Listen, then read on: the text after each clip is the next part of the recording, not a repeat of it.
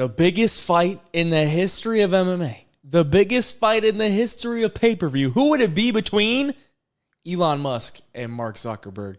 The question is, will it happen? And when will it happen? Well, it looks like it's a possibility because Dana White looks like he is working pretty hard on it. He made the shirts, Zuckerberg versus Musk, had the UFC logo on it. He's talked to both. Sounds like they're both very interested, and they're both dead serious, his words. And then the only thing that has come of it has been progressions. And then you got UFC fighters, ex-UFC fighter George St. Pierre and UFC fighter John Jones, two of the greatest of all time, wanting to be coaches.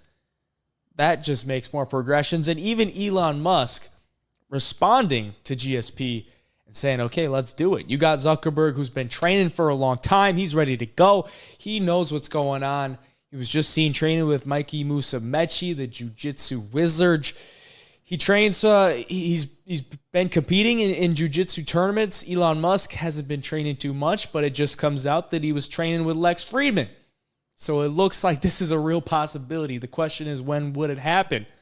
Well, what we just said, the biggest pay-per-view of all time, the biggest MMA fight of all time.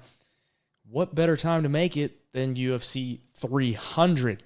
Would that be the main event of UFC 300? I mean, you literally can't think of a better time or a better headliner for UFC 300 than those guys. Those guys are going to pull massive numbers. It's literally Twitter versus Instagram. And there's so many users on those bases, and so many people know these guys.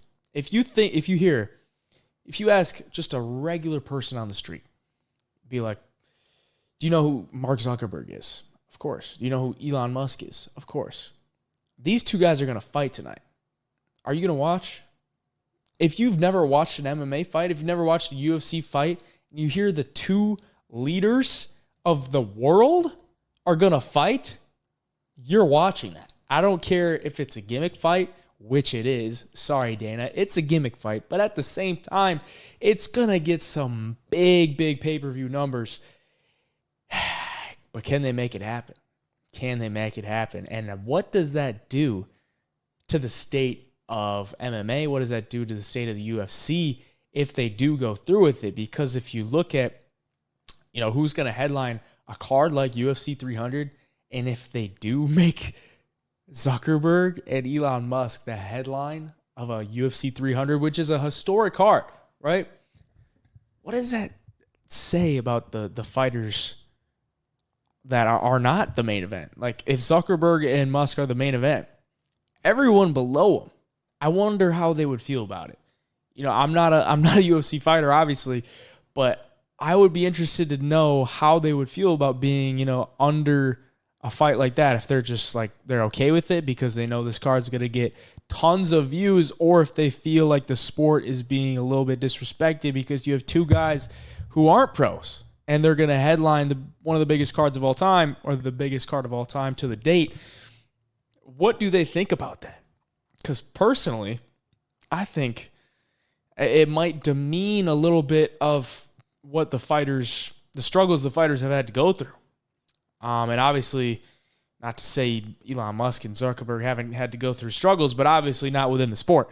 So you're looking at that and be like, okay, it would do a ton of pay-per-views. People would watch. That would be the biggest thing in sports. You have the owner of Twitter and the owner of Meta, Instagram, Facebook, fighting. That's going to be one of the biggest headlines of all time. But where do you go from there? Where do you bring them back eventually? Do you have a fight after that? Like, if that fight does happen, the aftermath of that is what I'm more interested in, because what does the UFC turn into? Because then do you have like world leaders in there fighting, or what? Like, where do you go from there? Where do you really go from there? I'm just looking at this like, if it does happen, I think you got to strike it while it's hot. I think Dana White knows that, and I think he's working. He's working on it. I think he's working on it because if you were to do this, 2 years down the road, probably won't have that same effect. Because the UFC's hot right now. The call outs are there.